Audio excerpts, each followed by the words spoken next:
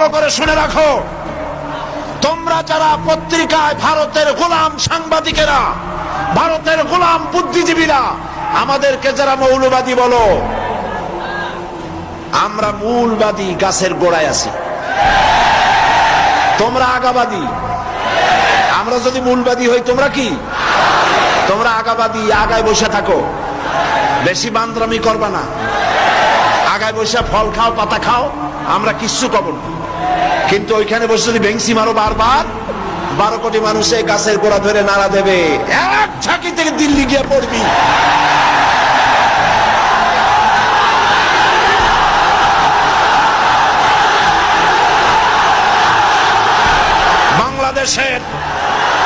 বাংলাদেশের 12 কোটি মানুষের ঈমান নিয়ে তামসা করো না।